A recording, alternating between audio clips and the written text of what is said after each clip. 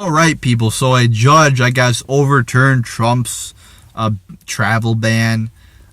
First off, I made a video, and I want to reiterate the fact that it's not a fucking Muslim ban, you fucking dumb fucks. I mean, what don't you understand about the difference between banning everybody from a country versus he's not just banning Muslims, he's banning everybody. Everybody is included in the travel ban. Second, it's temporary. It's 90 days, meaning it's not forever. And the other thing I hear is, it violates the constitutional rights to, because they're Muslims. It violates the constitutional rights of the refugees. One, again, it's not a Muslim ban, you dumb fucks, so that you can't say that. This has been done by presidents throughout our entire history where they ban people from certain areas because we're in war with them or because the country is fucked up. And it's not just Republicans who've done it. Jimmy Carter's done it. FDR's done it. Obama's even done it to an extent. Democrats have done this throughout history. And it's not unconstitutional because the Constitution only applies to fucking people who live in America. You idiots. It doesn't apply to fucking Joe Schmo. It doesn't apply to Allah Akbar in fucking Iran. It doesn't apply to the refugees or ISIS people who live in Iraq or Syria. It applies to American citizens. So you can't say that it violates the constitutional rights of people who don't live here because the Constitution does not apply to those people. Now, if they become citizens, it does. But if they don't, it doesn't apply. So stop using that retarded, fucked up, illogical, false, fake news argument. I am so sick of hearing that. So just because it's Trump doing it, it's racist and bad. Oh my God, I'm so sick of hearing this. I'm so sick. Because it's been done throughout. Many presidents have done it throughout history. Like I said, many Democrats. So it just maddens me that liberals are all up in arms now. They really feed off truly emotion. They don't look at all the facts. So, let's just bring in all these, because Europe, let's look at what Europe's a great example of the shit that could happen when you open your borders to people like this. Now, we haven't done it to the extent of Europe, so we haven't, that's the reason why, the shit that has happened in Europe hasn't happened here yet, but if we continue to do that, then it will.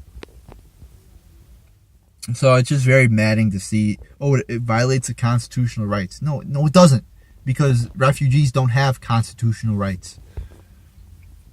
And what I mean by refugees is people who are not here legally yet. If you become legal, yes, then you have your rights. But you don't have any rights yet. If you live in a different country and are applying for citizenship, you don't have constitutional rights. So that's all I got to say, people. People who live in a foreign country do not have, I don't know how many times I could say it, but they do not have constitutional rights. It only applies to people who are in America. So that's all I got to say about that, people. Very sickening to see this judge overturn it. By the way, a judge appointed by George Bush, of all people. So there you go, people. I mean, hopefully we could get this travel ban reinstated because it's not a Muslim ban, like I've said many times. No matter what people want to say or twist or call it, it's not a Muslim ban. So yeah, I mean, that's pretty much all I got to say about it. I made a video about it, really breaking down all the elements of this ban. I actually read the executive order and presented it to everybody who watched the video in a logical manner and explained why it's totally illogical. If anything, it doesn't go far enough because it doesn't include, some other countries where bad shit, has happened, like, Saudi Arabia. But I mean, it's still a great start. But unfortunately, you have these Democrats, these social justice warriors, trying to rally against Trump here. yeah, let's just let in people from Somalia. I mean, that's a great place to let people in from. You know, if we're going to take refugees in, let's take them in from Somalia, and let's take in Muslims too. Yeah, let's just take in all these fucking Muslims. You know, and there is a difference between Muslims and Christians and all the other religions. Muslims tend to be more violent than other religions. That's a fact. Look it up. Look up polls done on viewpoints of Muslims around the world, where many of them find that a majority of them support, you know, killing people who leave their religion, killing gays, you know, just horrible barbaric shit that they support. So, you know, like why doesn't anybody talk about refugees who live in Rwanda or who live in Africa or who live in Asia? Because that's not, you know, again, the only thing that we talk about is, you know, the Muslims in the Middle East countries, because that's what's in the news. That's all you care about, you know, the Syrian refugees, because that's in the news. You know, you hear nothing about other countries which are in some fucked up shit, like Sudan or, you know, all these other places where there's war and poverty and shit. It's all about Syria because, again, that's what's in the news. And who do we have to thank for that? All right, Obama. Thanks, Obama, for the you know, Syrian refugee crisis in the Middle East and fucking up the Middle East even more. Thanks, Obama. Thanks, you know, Hillary Clinton. Thanks, John Kerry. Thank you all, you fucking idiots. You corrupt idiots. So that's all I gotta say about that, people. Just sickening to see all the false arguments against this executive order.